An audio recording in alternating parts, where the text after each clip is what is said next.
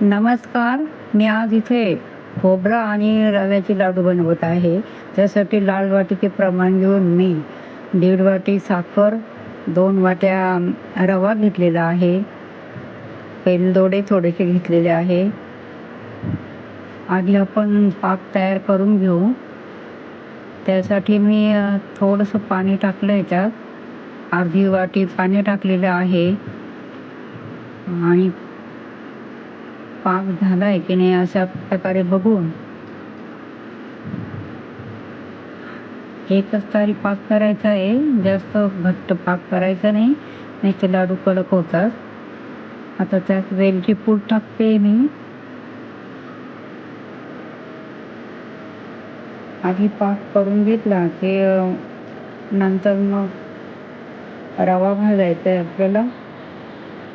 कढईत 2-3 चमचे तूप टाकून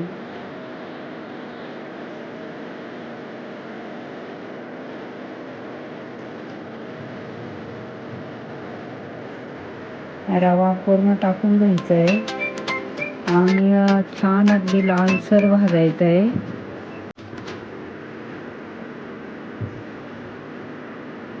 भाजला की हलका होतो छान आणि मग एका ताटात तो काढून घ्यायचा आहे.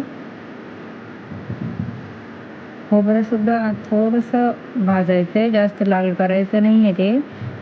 आणि त्या रव्यातच आपल्याला मिक्स करायचं आहे. रव्यात मी मिक्स केलं आहे ते. आता असं गोल करून आणि त्यात पाक ओतायचा.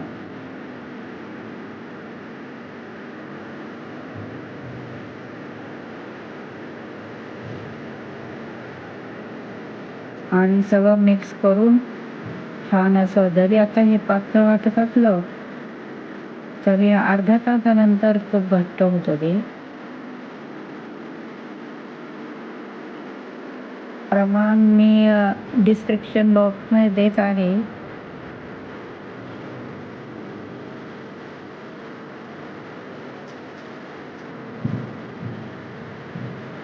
छान असे लाडू वळले जातात आणि चवीला तर खूपच छान लागतात.